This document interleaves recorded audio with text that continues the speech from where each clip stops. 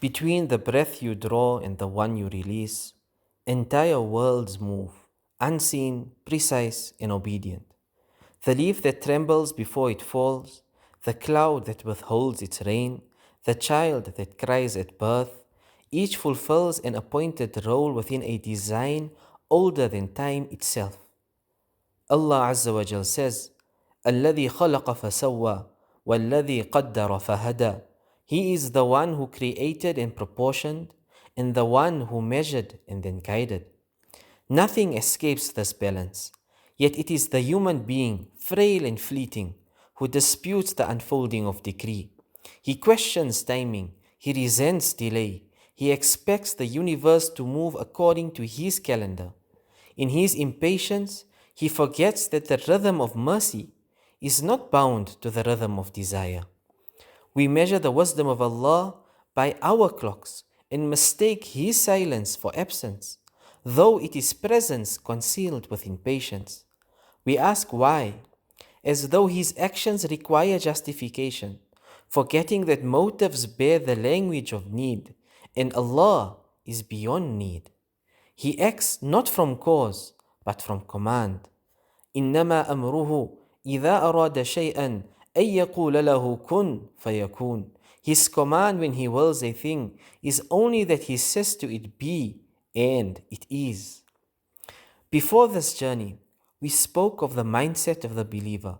That was an inward turning. It explored how faith reshapes the way we process what life places before us. It taught us to read our thoughts, emotions, and reactions through the language of Iman, to align reason with revelation, and to discipline the self into trust. It was the calibration of the inner compass. Now, having refined the response of the mind, we turn to the eye. The believer who has learned to trust the unseen must now learn to trace the seen, to recognize the quiet geometry of mercy, the symmetry of decree, the recurring patterns that echo across creation. Faith is not complete until the world itself reveals its design, until every horizon, every silence, every unfolding reflects the precision of the one who measured all things and left nothing misaligned. The Quran calls this ibrah, reflection born of sight. To read the world is to recognize meaning in what appears ordinary, in the rise and fall of nations, in the changing of the seasons, in the ache of waiting. Each moment and each movement speaks a language of precision. Albert Einstein once observed that what we are able to notice depends on the framework through which we are trained to see. Revelation provides that framework. It furnishes the lens. Without it, the world appears scattered and arbitrary. With it, every event forms part of a greater design. The Quran is not a book of prediction, but of pattern, a tapestry of divine law etched into creation itself. It shows us what always happens when truth meets falsehood, when arrogance confronts mercy, when a heart remembers or forgets. In its narratives, we are invited not merely to learn, but to recognize. فَاعْتَبِرُوا يَا أُولِي الْأَبْصَارِ. So take heed, O people of insight. To decode divine design is to train the eye of the soul to see the recurring cartography of Allah Azza wa Jal in the turning of history, in the stillness of the night, and in the mirror of one's own heart.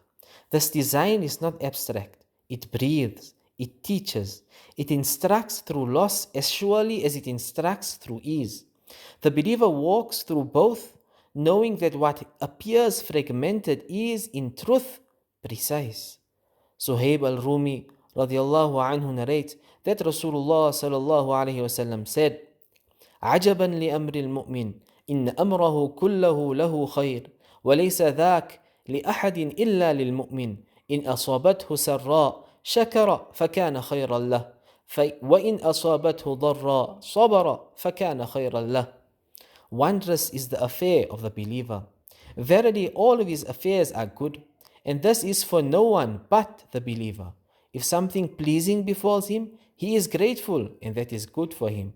And if something harmful befalls him, he is patient, and that is good for him. It is wondrous because the believer learns to look differently. When decree unfolds, he does not measure it by pleasure nor pain, but by proximity. Did this draw me closer to Allah or not? That question becomes his compass, and by it he navigates every tide of destiny.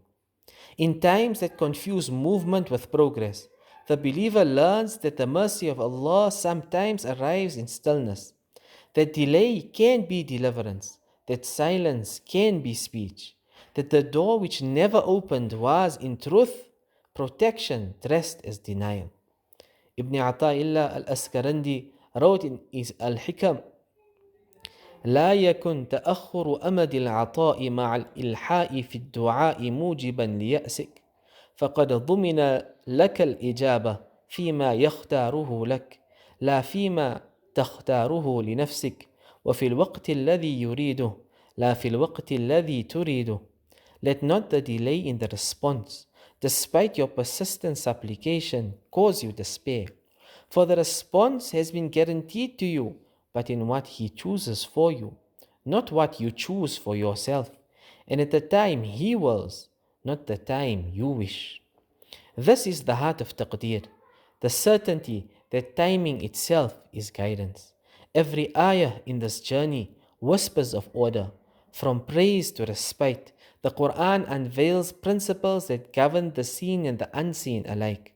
Mercy measured, justice assured, purpose concealed only until the soul is ready to bear it. The design is vast yet never indifferent. It meets you exactly where you are, in the precise moment decreed for you to see. وَالْعَاقِبَةُ لِلْمُتَّقِينَ, and the final outcome belongs to those who are conscious of Allah.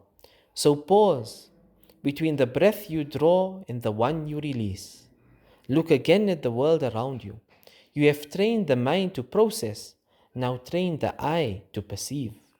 For what seems ordinary is divinity disguised as detail, and what you call delay may be the very alignment written long before time began. Everything unfolds as it was measured, every silence appointed, every turning exact. Nothing has escaped him, nothing ever will. And when you finally learn to see, you will realize that beauty was never in the eye of the beholder. It was in the design of the one who allowed you to behold.